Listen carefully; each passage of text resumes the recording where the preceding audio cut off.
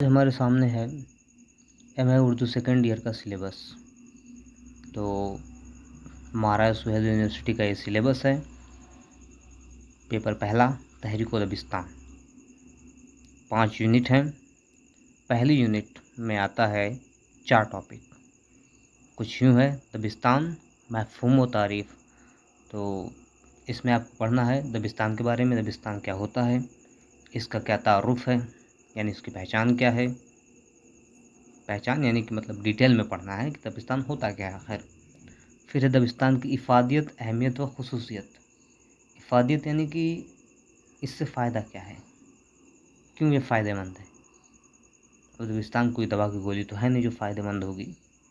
तो इससे इनका तात्पर्य, अभिप्राय या जो मानी है इसके, ये है कि दबिस्तान से उर्दू अदब को क्या जो है फ़ायदा पहुंचा है, और दबिस्तान की अहमियत क्या है और इसकी खासियत क्या है।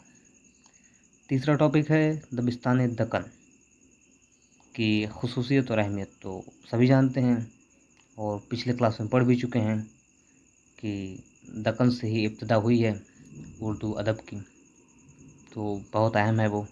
फिर चौथा टॉपिक है दबिस्तान दक्कन के अहम शुअरा और नसर निगार।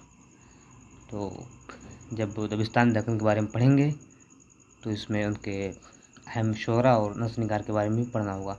यहाँ एक बात ध्यान रखने वाली है कि यूनिवर्सिटी की तरफ से सिलेबस में किसी भी शुअरा का नाम नहीं दिया गया है।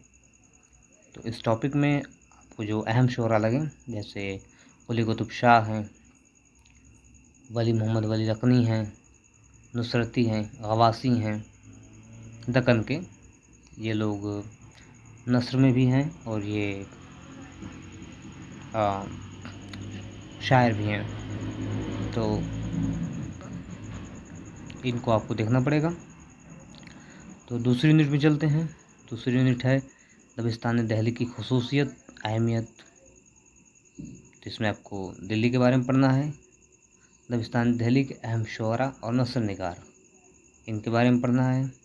दबिस्तान लखनऊ की खुसूसियत व अहमियत और लखनऊ के अहम शुअरा और नसर निगार। ये आपका दूसरा यूनिट ख़त्म होता है यहाँ पर। अब तीसरा यूनिट है दबिस्तान अज़ीमाबाद की खुसूसियत, अहमियत और अहम शुअरा और नसर निगार। फिर आता है दबिस्तान लाहौर, दबिस्तान रामपुर और दबिस्तान अज़ीमाबाद का तारुफ़। ये दबिस्तान अज़ीमाबाद यहाँ पर 2 बार आया है, तो इसे आपको एक ही बार पढ़ना है, दबिस्तान अज़ीमाबाद का तारुफ़ और वहाँ के अहम शुअरा और नस्र निगार का तारुफ़। तो नीचे चलते हैं। तो अब शुरू होता है तीसरे यूनिट से ही चौथा टॉपिक और तीसरा टॉपिक, तहरीक और मीलान। तहरीक हिंदी में आंदोलन और इंग्लिश में मूवमेंट। तो तहरीक जो है उसे प्रोटेस्ट भी कहते हैं, लेकिन ये प्रोटेस्ट नहीं है। ये तहरीक मतलब तहरीक जो है ये शब्द हरकत से जो है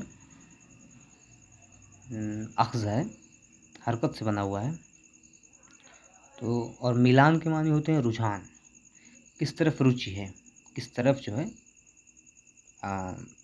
सब कुछ मंसूब है, किस तरफ धारा प्रवाह है।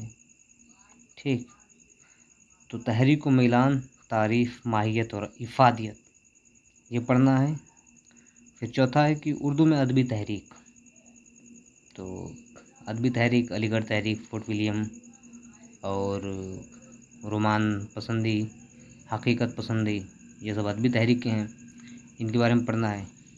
चौथी यूनिट में आते हैं तो अलीगढ़ तहरीक, इब्तिदा और मकासिद, कि इसकी शुरुआत कैसे हुई और इसका मकसद क्या था।